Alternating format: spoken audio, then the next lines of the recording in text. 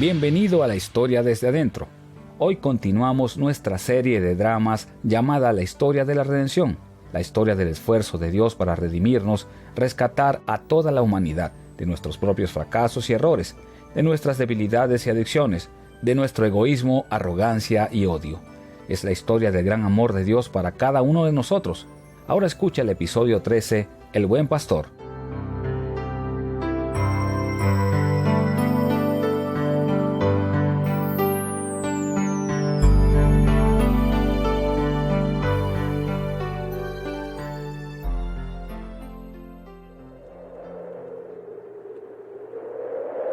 Incluso desde la caída de Adán y Eva, los primeros humanos en caminar la tierra, Dios había estado trabajando hacia una meta, la restauración de su creación y la redención de la humanidad.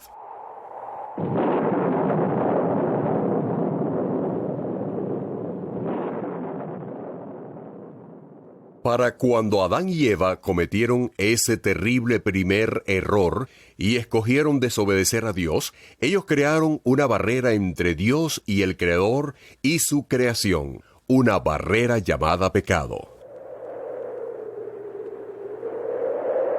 Como resultado, Dios se enfrentó a un dilema. Su perfecta santidad no le permitiría vivir más tiempo con el pecado, la pecadora humanidad. Pero por otra parte, su inquebrantable amor por su creación no le permitiría destruirla. De alguna manera, se tendría que encontrar una forma para satisfacer tanto su santidad como su amor por la humanidad.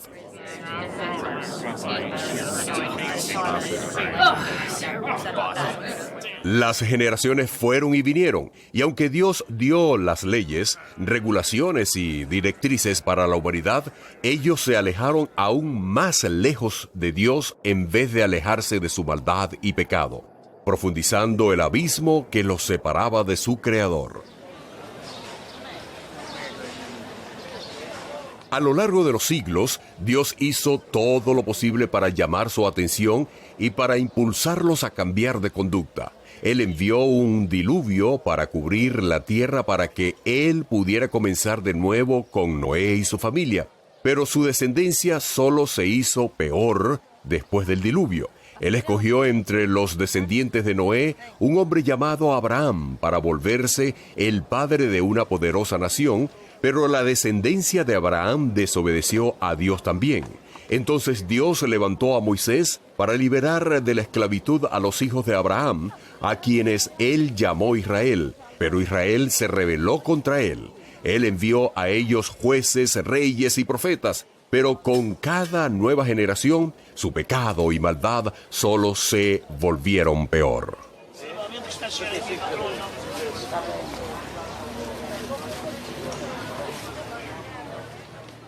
Finalmente, Dios permitió a Israel, su propio pueblo, ser derrotado en batallas y ser llevado en cautiverio. Pero Dios no había olvidado a Israel. Aunque la humanidad había caído profundamente e incluso su propio pueblo se había consistentemente apartado de él, Dios no había renunciado. Una larga temporada de silencio siguió, pero incluso en el silencio, Dios continuó trabajando, plantando las semillas de la redención, hasta que por fin todo estaba finalmente en orden. Pero cuando vino el cumplimiento del tiempo, Dios envió a su Hijo, nacido de mujer y nacido bajo la ley. Dios dio a su Hijo el nombre de Jesús, y cuando Jesús creció hasta la madurez, Él dejó su casa y se puso en marcha a través de la tierra, proclamando un mensaje simple al pueblo de Israel. ¡Arrepentíos, porque el reino de los cielos se ha acercado!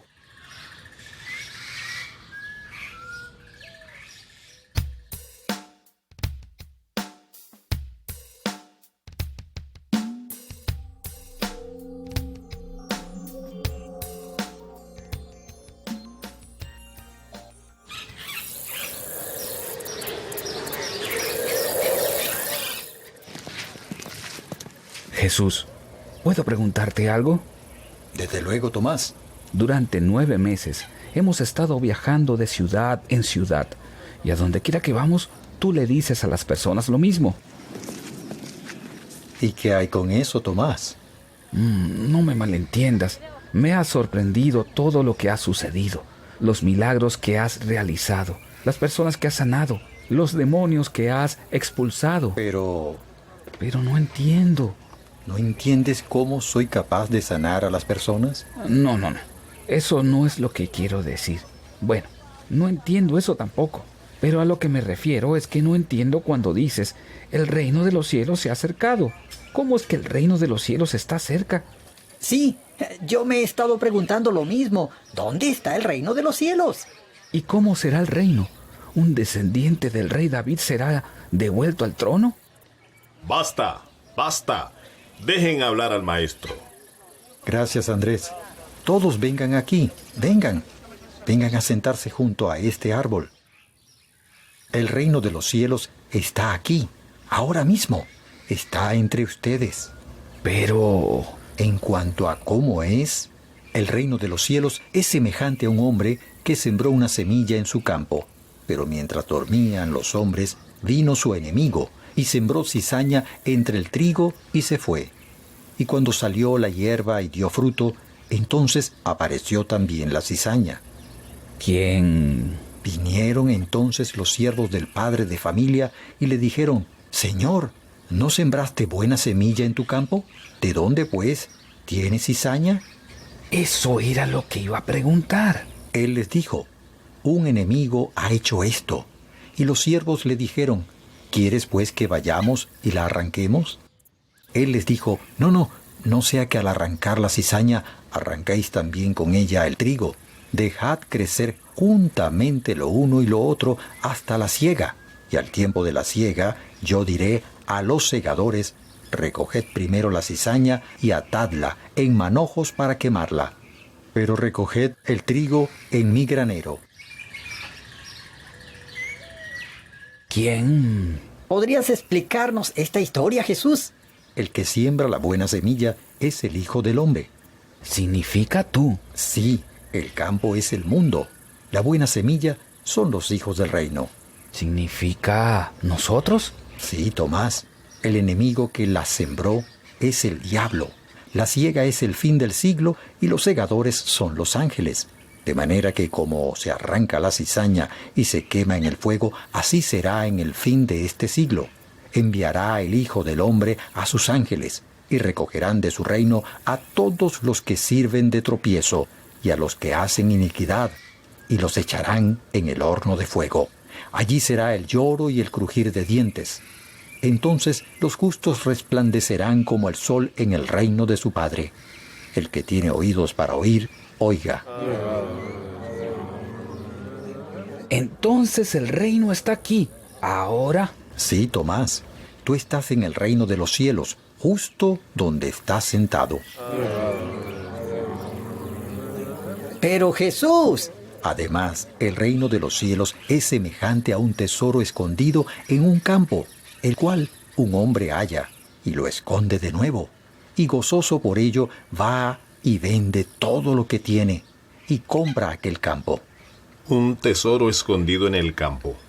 También el reino de los cielos es semejante a un mercader que busca buenas perlas, que habiendo hallado una perla preciosa, fue y vendió todo lo que tenía y la compró.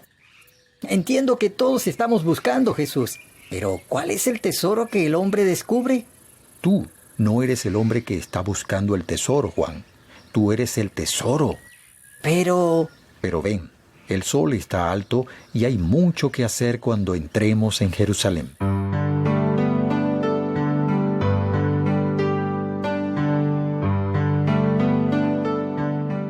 Gracias por sintonizarnos. Estás escuchando La Historia desde Adentro. Hoy estamos siguiendo una serie de dramas llamado La Historia de la Redención, tomada de la Palabra de Dios. 16 episodios que retratan la vida de los hombres y mujeres del mundo antiguo que se encontraban a sí mismos en necesidad de ayuda. En nuestra historia de hoy, Jesús y sus discípulos se habían dirigido a Jerusalén para celebrar su primera Pascua juntos. Cuando surgieron preguntas sobre la naturaleza del reino de los cielos, Jesús los invitó a sentarse al lado del camino, donde Él les enseñó una serie de parábolas o historias sobre el reino. Pero Jesús había venido a Jerusalén con un propósito, así que los puso a todos de pie y los condujo hacia la ciudad, donde pocos de ellos sabían que pronto verían el reino en acción. Acompáñanos ahora mientras continuamos nuestra historia basada en eventos y personas encontradas en la palabra de Dios.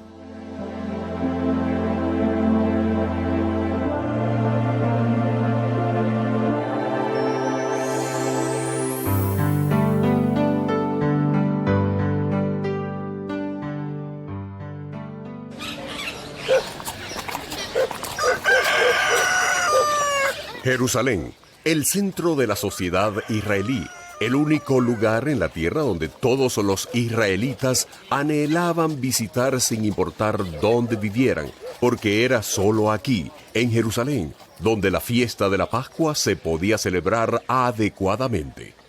La ciudad estaba viva con actividad y las personas en las calles, la mayoría de ellas en busca de comida y provisiones que necesitarían cuando el anochecer viniera y la Pascua comenzara.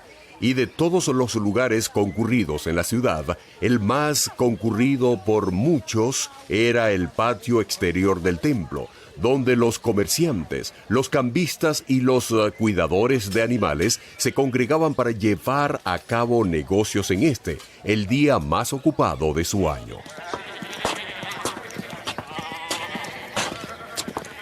¿Qué pasa, Jesús? ¿Quiénes son todas estas personas? Ellos están todos aquí por la Pascua, Juan. La mayoría de ellos han venido a adorar, pero... ¿Pero qué? Los mismos hombres que han sido llamados a dirigir a la gente en la adoración están haciendo que sea muy difícil para ellos hacerlo. ¿Hablas del templo de los sacerdotes? Sí, los pastores de Israel, pero en vez de proteger y alimentar a las ovejas en su cuidado, ellos están engañándolos y usándolos para su propio beneficio y ganancia. ¿Ves a los corderos por allá, en los corrales, contra la pared? Sí, sí los veo. Solo puros e inmaculados corderos pueden ser sacrificados durante la Pascua. Y los sacerdotes aquí en el templo dicen que solo ellos pueden determinar si un cordero es realmente inmaculado. Y estos sacerdotes, ya ves, resultan que son amigos de los mercaderes de allá, que les pagan por el derecho de vender corderos puros e inmaculados al público. ¿Aquí en el templo? Pero ¿eso no viola la ley? De hecho, lo es. Tanto los mercaderes y los sacerdotes hacen una grandiosa ganancia de este acuerdo. Y para hacer su ofensa incluso peor, ellos nos usan para otra artimaña. ¿Ves a aquellos hombres por allá, detrás de las mesas? ¿Cobradores de impuesto? Cambistas. La mayoría de aquellos que han venido a Jerusalén a adorar trajeron con ellos monedas romanas, griegas y partas. Estas no son buenas aquí. Solo monedas del templo son aceptadas. Así que los adoradores deben primero cambiar su dinero por otra tarifa inflada. Con los cambistas. Todo esto tiene lugar en el templo, el único lugar en la tierra donde las personas deberían poder adorar libremente. Jesús, esto es terrible. ¿Pero qué se puede hacer? Ellos son los sacerdotes. Ellos hacen todas las reglas. No, Juan, ellos no hacen todas las reglas. Ahora escúchame. Debes encontrar a Andrés y Tomás y el resto de los discípulos y espera por mí en el camino a Betania. Espera un momento. ¿Qué vas a hacer? Juan, necesito que me escuches. La situación aquí en el templo se va a volver peligrosa en unos momentos. Necesito que reúnas a tus hermanos, abandonando los predios del templo, y se reúnan conmigo afuera, en el camino a Betania, en 1 hora. ¿Lo harás? Pero Jesús. Debes confiar en mí, Juan. Yo sí, Jesús. Los encontraré y esperaremos por ti en el camino a Betania. Gracias, Juan. Te veré pronto. Te veré alrededor de 1 hora.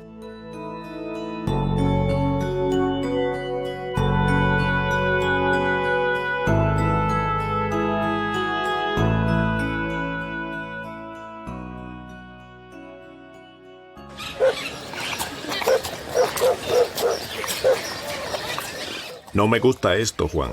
Ni tan solo un poco. ¿Por qué necesitaba Jesús entrar al templo sin nosotros? No estoy seguro, Andrés. Él dijo que había algo que debía hacer solo. Pero Juan, ¿desde cuándo Jesús necesita hacer algo solo? Él nunca ha hecho esto antes.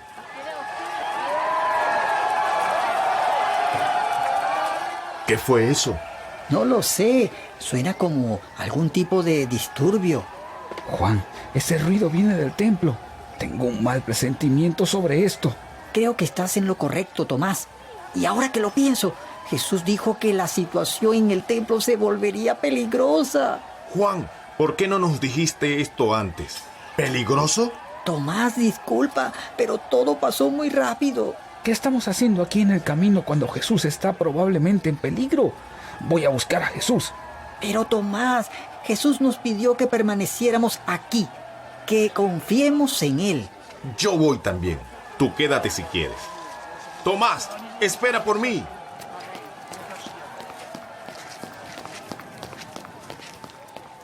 Tomás estaba en lo correcto. Había un disturbio en el templo y Jesús era el centro de todo. Mientras los discípulos corrían hacia el templo, se encontraron con una multitud creciente que se dirigía en la misma dirección. Una multitud emocionada que solo se hacía más densa y más agitada a medida que se acercaban. La gente empujaba y empujaba, tratando de acercarse para ver qué estaba pasando. ¿No ves nada aún, Tomás? No puedo ver nada. Y luego, repentinamente, la oleada de la multitud se detuvo y después de un momento el impulso se invirtió. La gente ahora empujaba y empujaba hacia el otro lado, aparentemente tratando de alejarse del templo.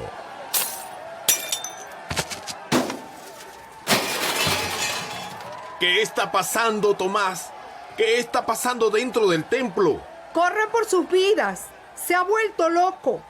¿Quién se ha vuelto loco, mujer? Dime, ¿de quién estás hablando?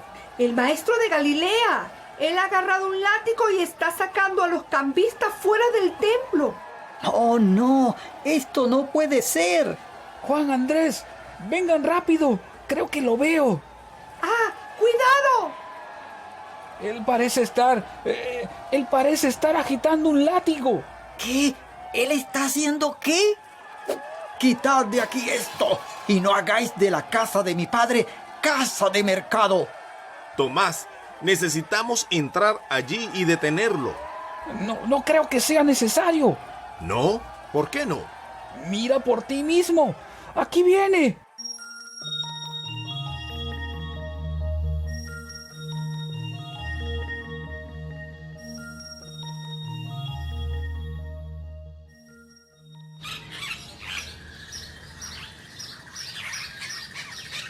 Jesús, ¿qué pasó allá en el templo?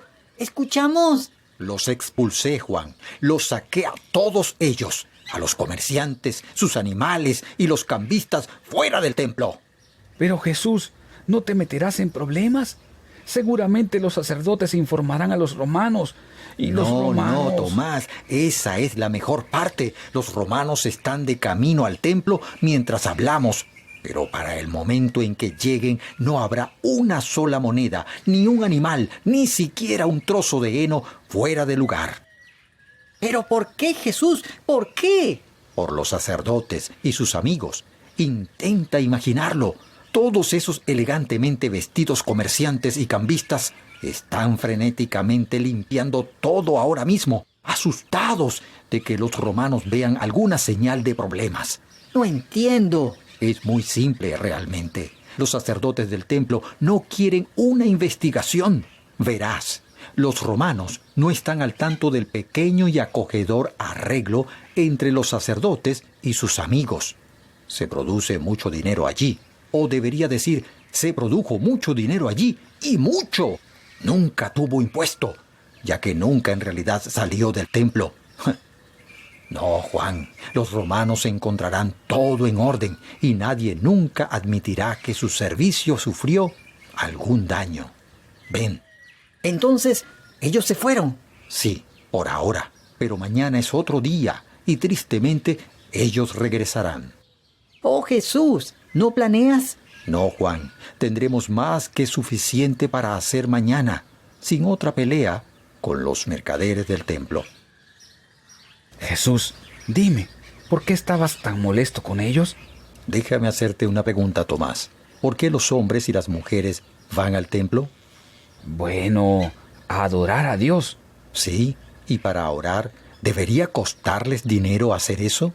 Entiendo tu punto. Ellos se han hecho muy ricos, estos sacerdotes y eruditos, y ellos harán lo que sea para proteger su fuente de ingreso. Ellos fueron designados como pastores, pero ya no están interesados en alimentar a las ovejas de Israel. Pero los vas a dejar en paz, ¿verdad? ¿No vas a pelear con los sacerdotes del templo de nuevo?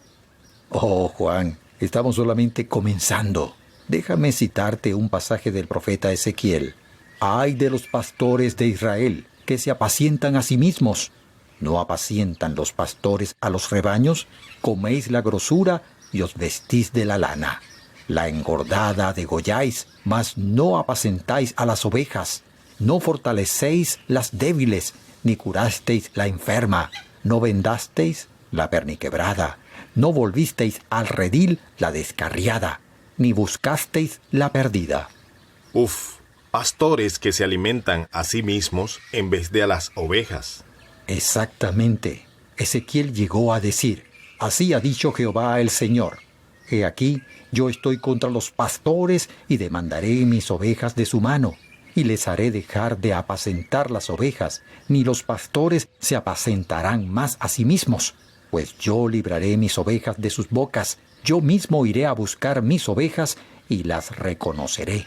Pero Jesús, ¿cuándo va Dios finalmente a intervenir, a arreglar las cosas? Mira a tu alrededor, Juan. ¿A qué te refieres? ¿Mirar a qué? Los ciegos ven, los cojos andan, los leprosos son limpiados, los sordos oyen, los muertos son resucitados, y a los pobres es anunciado el Evangelio. Dios te envió. Él ya comenzó. Sí, Juan, el que siempre ha habitado con Dios ha venido. Él ha tomado carne humana y ahora vive entre los hombres. Verás su gloria, Juan. Y aquel Verbo fue hecho carne y habitó entre nosotros, y vimos su gloria, gloria como del unigénito del Padre, lleno de gracia y de verdad. Ven, tenemos mucho que hacer, mis amigos. ¿A dónde vamos? Esta noche vamos a celebrar la Pascua, pero mañana regresaremos a Galilea a comenzar nuestra búsqueda. ¿Nuestra búsqueda de qué?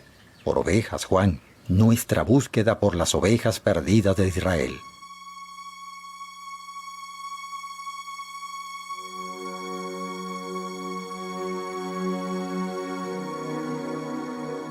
Después de cientos de años de fracaso humano, después de miles de años de espera y esperanza y sueños de un Salvador, aquí estaba. El buen pastor mismo vino en la búsqueda de sus ovejas perdidas. Jesús dijo, porque el Hijo del Hombre vino a buscar y a salvar lo que se había perdido. Lucas 19:10. Dios envió a Jesús a salvarnos y darnos vida eterna. Solo Jesús puede perdonar el pecado. Él nos limpia de nuestros pecados. Haré una breve oración de lo profundo de mi corazón para Dios. Escucha mi oración y luego que haya orado te guiaré para que hagas la misma oración. Querido Dios, gracias porque Jesús tiene el poder de perdonar el pecado. Amén. Ahora repite la oración en voz alta después de mí. Oramos una parte a la vez. Haz la oración tuya para Dios. Hazla con todo tu corazón. Querido Dios, gracias porque Jesús tiene el poder de perdonar el pecado. Amén. Gracias por hacer esa oración. En el siguiente programa aprendemos más sobre cómo Jesús perdona el pecado y continuaremos con la historia de la redención como está registrada en la palabra de Dios. Si desea más información de cómo aceptar a Jesús como su Salvador personal, o si desea aprender cómo aplicar las enseñanzas bíblicas en su vida cotidiana, comuníquese con nosotros a Cristo para el Mundo, P.O. Box 2805, Miami, Florida 33265, Estados Unidos de América. Repito, P.O. Box 2805, Miami, Florida 33265, Estados Unidos de América. También puede llamar al teléfono 1919-460-3600 1919-460-3797. Repito, 1919-460-3797. O puede enviarnos un correo electrónico a cristoparaelmundo@transmundial.org. cristoparaelmundo@trans